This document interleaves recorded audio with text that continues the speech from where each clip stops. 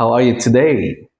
Kumusta na kamutanan? Ako si Father Giver Alipuon, Pares sa parokya ni San Blas diri sa Payao, kag sakop sa Diocese sang Cabancalan, and at the same time, Director sang Commission on Catechesis and Evangelization sa Diocese sang Cabancalan. Magasugod na ang aton nga Kwaresma. Ang Kwaresma nagasugod sa Miyerkules de Badlis, ang adlaw nga sa diin ang aton nga mga agtang ginapalhitan sang abo sa porma sang cross. Kag ang abo nga ginapalhit sa aton nga agtang naghalin ini sa mga ramos, naging sunog ang mga ramos nga gingamit sang nagligad nga Semana Santa. Kag ang pagsunog sang ramos ginahiwat Martes antes ang Miyerkules de Badlis. Ginatawag naton ini Shrove Tuesday. Naghalin sa word nga strive, meaning absolution after the confession.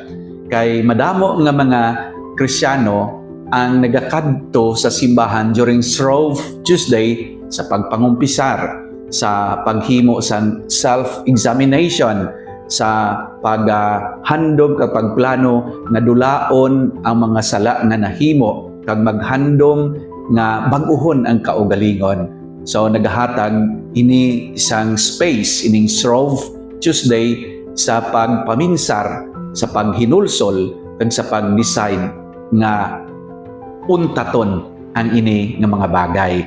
So strive means absolution kay nangumpisar. Kag wala labot sina sa Shrove Tuesday dira ginasunog ang abo nga ginagamit sa badlis sang aton nga agtang the following day sa Ash Wednesday. So kadto kita sa Ash Wednesday. Sa Ash Wednesday ginapalhitan ang aton nga agtang. Kag ang pagpalhit sa abo isa ka simbolo nga sa diin kita nagahandom nga magbag-o sa aton nga kaugalingon, especially ang paghandom sa pag-untat sang aton nga mga sala. So amoy na ang kumbaga daw external expression or confession o kung paghinulsol nga ginapakita nimo sa kadam-an nga gusto ko nga hinulsulan ang aton nga mga sala.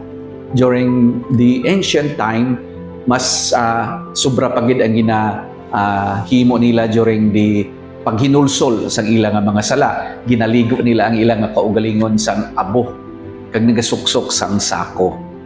But today, amo na lang na ang ginahimo sa aton ang pagpalhit sang abo sa aton nga mga agtang. Kag ining Kwaresma during the Ash Wednesday ginasugdan na naton. So ang Kwaresma nagadugay sang 40 ka adlaw antes matapos ini antes ang Easter Sunday.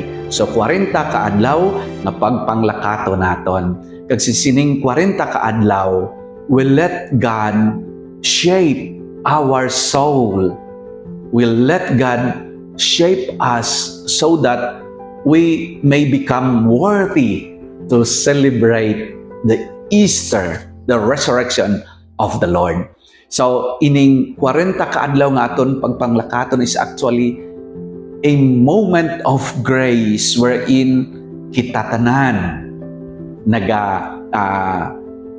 tugyan sang aton nga kaugalingon nga pormahon sang Dios agod nga pag-abot sang pagkabanhaw kita mangin worthy, mangin angayan, mangin pareho sa aton nga Ginoo nga nabanhaw man. Sa sining Kwaresma, sa sining 40 ka adlaw, may 3 ka haligi nga amo ang magaguide kag mangin pundasyon sa aton nga pagpanglakaton. Una, pagpangamuyo. Sa sining 40 ka adlaw, we are encouraged to pray.